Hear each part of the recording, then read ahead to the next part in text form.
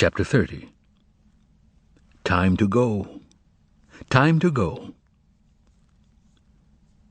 "You know," Margarita was saying, "just as you fell asleep last night, I was reading about the darkness that had come in from the Mediterranean. And those idols, oh, those golden idols. For some reason they give me no peace. I think it's going to rain now, too. Can't you feel it getting cooler?" "All this is fine and good," replied the master as he smoked and chased the smoke away with his hand. "And as for the idols, forget about them. But what will happen next is quite incomprehensible." This conversation took place at sunset, just as Levy Matvey came to Volant on the terrace. The window of the basement apartment was open, and if anyone had glanced in, he would have been taken aback by the strange appearance of the two speakers. Margarita was wearing a black cape over her naked body, and the master was in hospital underclothes. This was because all Margarita's things were back at her house, and she had absolutely nothing else to wear, and although the house was not far away, there was, naturally, no question of her going back there to get her things. And the master, all of whose suits were still in the closet as if he had never been away, simply did not feel like getting dressed, preoccupied as he was with telling Margarita that he was convinced something quite weird was about to happen. True, he was clean-shaven for the first time since that autumn night. His beard had been trimmed with clippers at the clinic. The room looked strange, too, and it was hard to make anything out in all the chaos. There were manuscripts all over the rug and the sofa. A book was splayed spine upwards in the armchair. The round table was set for dinner, and a few bottles stood among the hors d'oeuvres. Neither Margarita nor the master knew where the food and drink had come from. They had awakened to find it all on the table. Having slept until sunset on Saturday, the master and his beloved both felt completely restored, and the only reminder they both had of the previous night's adventures was a slight ache in the left temple. Psychologically, they had both undergone dramatic changes, as anyone who overheard their conversation in the basement apartment would have realized. But there was absolutely no one to overhear them. The good thing about the yard was that it was always empty. The willow and the lindens outside the window were getting greener every day, and their spring fragrance was blown into the basement by a rising breeze. "Well, what the devil!" exclaimed the master unexpectedly. "When you think of it, this is really—" He put out his cigarette in the ashtray and pressed his hands to his head. "No, listen, you're an intelligent person, and you were never crazy. Do you seriously believe that last night we were the guests of Satan?" "Quite seriously," replied Margarita. Of course," said the master ironically. "That means that now we have two lunatics here instead of just one, the husband and the wife." He raised his hands to heaven and cried, "No, only the devil knows what this is all about. The devil, the devil, the devil!" Instead of answering, Margarita collapsed on the sofa, burst out laughing, waved her bare legs, and cried out, "Oh, I can't stand it, I can't stand it! If you could only see what you look like!" Having laughed her fill while the master sheepishly hitched up his hospital long-johns, Margarita then grew serious. "You just spoke the truth without knowing it," she began. "The devil does know what this is all about. And believe me, the devil will fix everything." Her eyes suddenly caught fire. She jumped up, began dancing up and down and shouting, "How happy I am! How happy I am that I made that deal with him! Oh, devil, devil! And you, my dearest, you'll just have to live with a witch."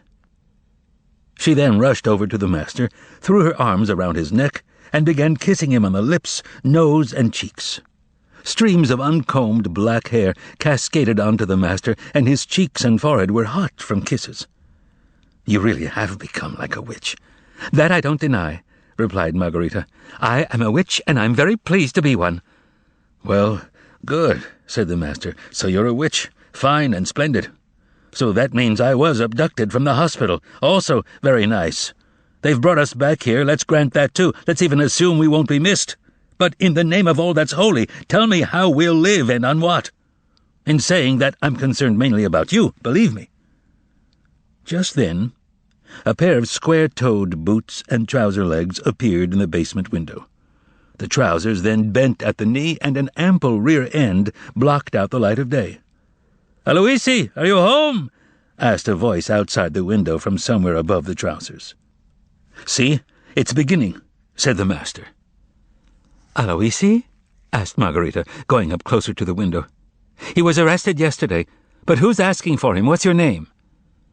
The knees and rear end vanished in a second. The gate made a knocking sound, after which everything returned to normal. Margarita collapsed on the sofa and laughed so hard that tears rolled down her cheeks. But when she had calmed down, her face changed completely. She began speaking seriously, and as she did, she slid down off the couch and crawled over to the master's knees, and, looking into his eyes, she began stroking his head.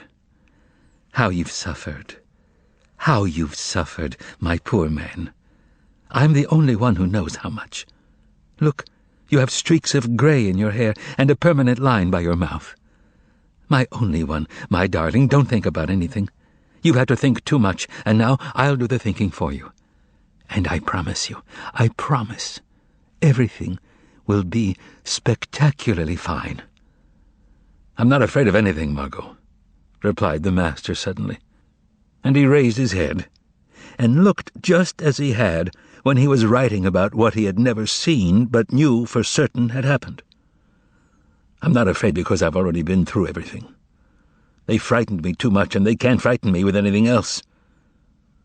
But I feel sorry for you, Margot. That's the problem. And that's why I keep coming back to the same thing. Come to your senses. Why ruin your life over a sick man and a beggar? Go back home. I feel pity for you. That's why I'm saying this." "Oh, you, whispered Margarita, shaking her disheveled head. "You unhappy man of little faith. I spent last night naked and shivering because of you. I lost my entire nature and became something different. For months I sat in a dark hole of a room thinking about only one thing, the thunderstorm over Yerushalayim. I cried my eyes out, and now, when happiness has come, you want to chase me away? Well, fine, I'll go, but know that you are a cruel man. They ravaged your soul." Bitter tenderness welled up in the master's heart, and for some unknown reason, he began to cry as he buried his head in Margarita's hair. She whispered to him, crying, and her fingers skipped lightly over the master's temples. "Yes, streaks. Your head is turning snow-white before my very eyes. Oh, my long-suffering head. Just look at your eyes. There's a wasteland in there.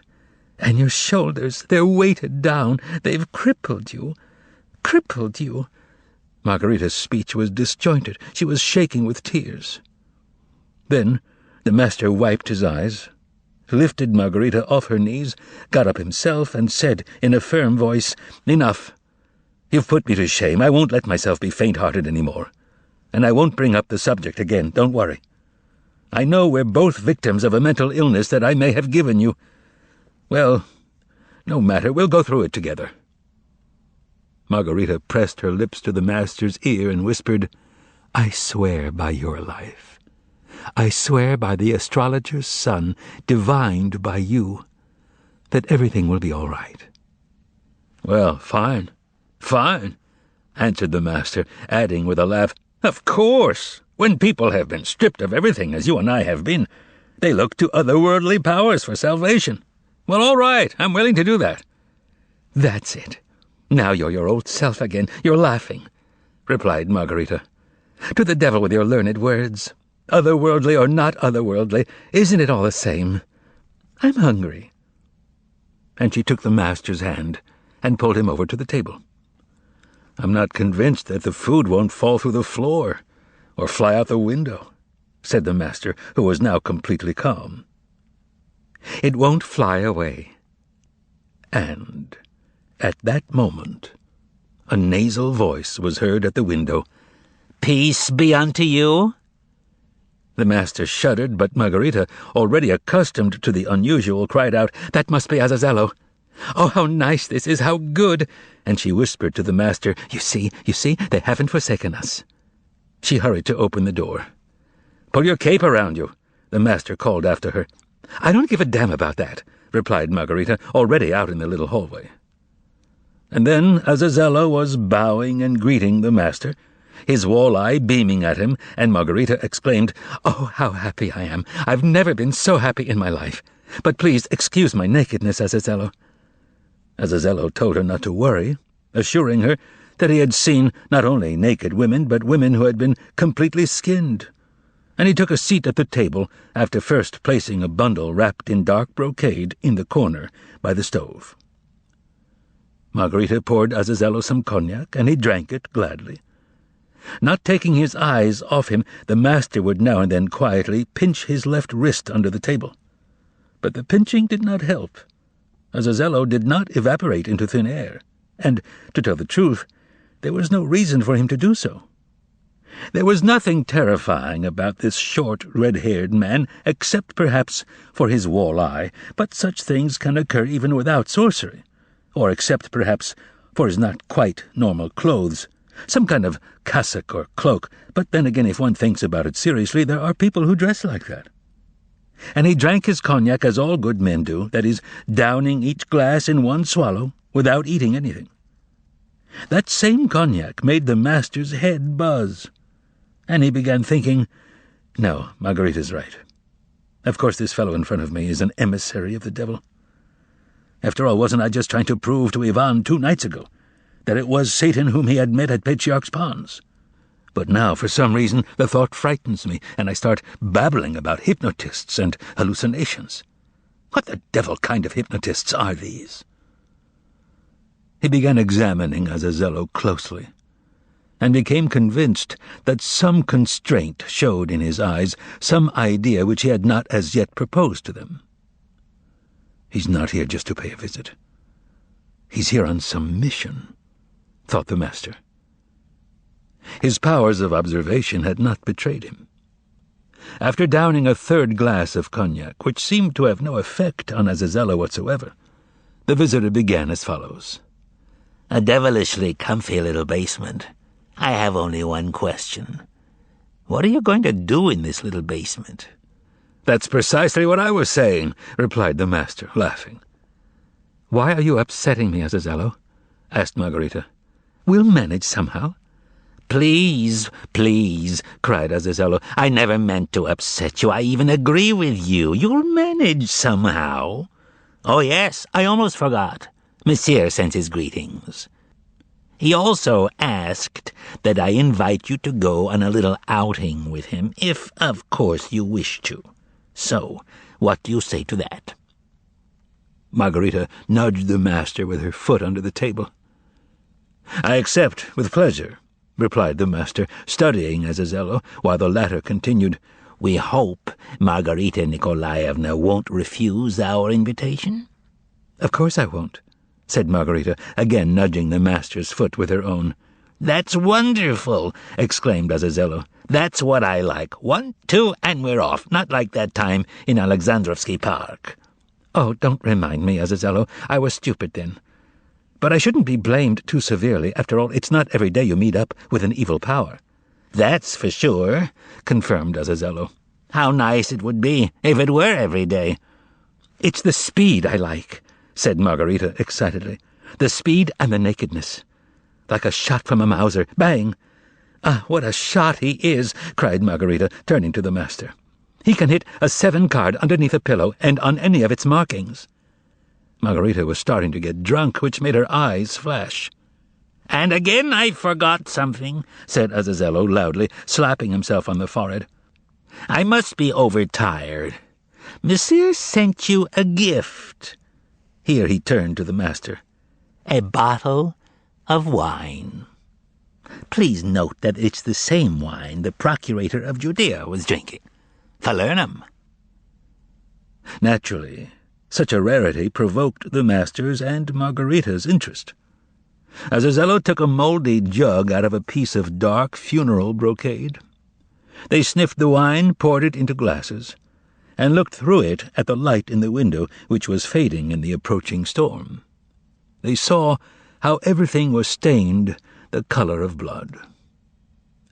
"To Voland's health," exclaimed Margarita, raising her glass. All three touched their lips to their glasses and took a long drink.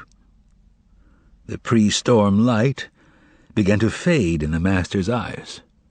His heart skipped a beat, and he felt the end approaching. He saw Margarita, now mortally pale, helplessly stretch out her hands to him, drop her head on the table, and then slide to the floor. "Poisoner!" the master managed to shout. He wanted to grab a knife from the table to stab Azazello, but his hand slid helplessly off the tablecloth. Everything around him in the basement turned black and then vanished completely. He fell backwards, and as he did, cut his temple on the corner of the desk.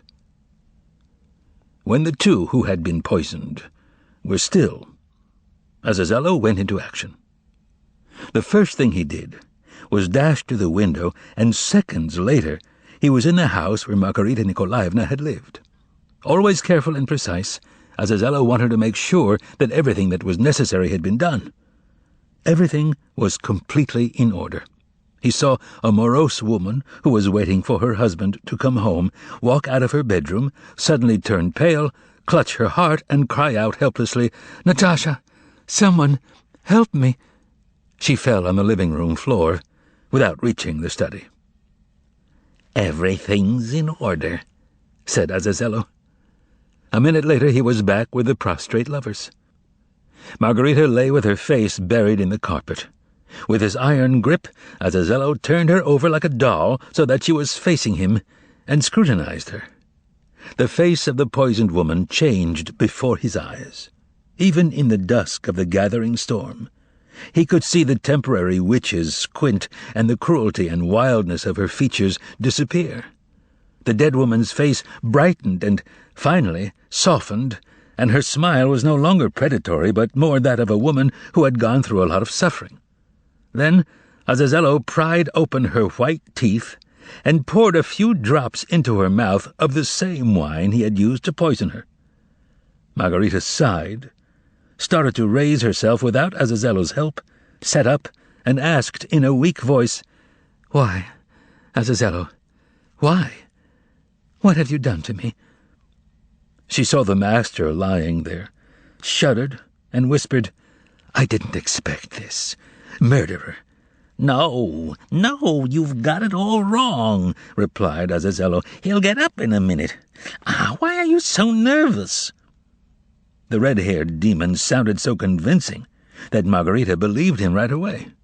She jumped up, strong and alive, and helped give the prostrate master a drink of the wine. Opening his eyes, the latter gave a glowering look, and with hatred in his voice repeated his last word, "Poisoner." Well, insults are the usual reward for good work," replied Azazello. "Are you blind? If so, recover your sight quickly." The master lifted himself up, looked around with bright, keen eyes, and asked, "What does this new scenario mean?" "It means," replied Azazello, "that it's time for us to go. Can't you hear the thunder? It's getting dark. The horses are pawing the ground. Your little garden is trembling. Say goodbye to your basement and do it quickly." "Ah, I see," said the master, looking around. "You killed us. We're dead. How clever of you. How timely. Now I understand everything." "Oh, please," replied Azazello. "Is that you I'm hearing? After all, your beloved calls you the master. You are thinking at this moment, how can you be dead? Do you have to be sitting in a basement in a Sheraton hospital long johns to think you're alive? That's absurd." "I understand what you've said," cried the master. "Don't say any more. You're 1,000 times right." "Great Voland," seconded Margarita. "Great Voland. His idea was a lot better than mine. But the novel, she shouted to the master. "Take the novel with you wherever you're flying." "I don't have to," replied the master. "I remember it by heart." "But you won't forget a word of it? Not a single word?" asked Margarita, pressing herself to her lover and wiping the blood away from the cut on his temple. "Don't worry. Now I shall never forget anything," he replied. "Then it's time for the fire," cried Azazello. "Fire with which everything began and with which we are ending everything." "Fire!" shouted Margarita in a terrifying voice. The basement window banged, the wind blew the blind aside. A short burst of thunder clapped merrily in the sky. Azazello thrust his clawed hand into the stove, pulled out a smoking log, and set fire to the tablecloth. Then he set fire to a bundle of old newspapers on the couch, and then to the manuscript and the curtain on the window. The master, already intoxicated by the thought of the coming ride, threw a book from the shelf onto the table and ruffled its pages in the burning tablecloth. It went up in merry flames. "Burn! Burn, former life! Burn, suffering!" cried Margarita. The room was already shimmering in crimson columns, and the three of them ran out through the door along with the smoke, up the stone stairs and out into the yard. The first thing they saw was the landlord's cook sitting on the ground. Scattered around her were potatoes and several bunches of onions. The cook's condition was understandable. 3 black horses were snorting by the shed, quivering, and kicking up fountains of dirt. Margarita was the first to mount, then Azazello, and the master last. The cook let out a groan and was about to lift her hand to make the sign of the cross, but Azazello shouted threateningly from the saddle, "I'll cut your hand off!" He whistled, and the horses soared upwards, smashing the linden branches, and dove into a black, low-hanging cloud. Just then, smoke began pouring out of the tiny basement window. From below came the faint, pathetic cry of the cook, "We're on fire!" The horses were already flying over the roofs of Moscow. "I want to say goodbye to the city," shouted the master to Azazello, who was riding in front. Thunder swallowed up the end of the master's sentence. Azazello nodded and urged his horse into a gallop. A cloud was coming straight toward the riders, but still without a sprinkle of rain. They flew over the boulevard, looked down, and saw tiny figures running all over the place, seeking shelter from the rain. The first drops began to fall. They flew over the smoke, which was all that was left of Griboyedov. They flew over the city, being flooded by darkness. Lightning flashed above them. Then the rooftops gave way to greenery. Only then did the rain gush down and transform them into 3 huge bubbles in the deluge. Margarita was already used to the sensation of flight, but the master was not, and he was amazed at how quickly they reached their destination, where the man was whom he wanted to say goodbye to because he had no one else. Through the veil of rain he immediately recognized Stravinsky's clinic, the river, and the wood on the opposite shore that he had come to know so thoroughly. They landed in a grove in the meadow not far from the clinic. "I'll wait for you here," shouted Azazello through cupped hands, now lit up by flashes of lightning, now submerged in a shroud of grey. "Say goodbye, but do it quickly." The master and Margarita jumped down from their saddles and flew across the clinic garden, flickering like watery shadows.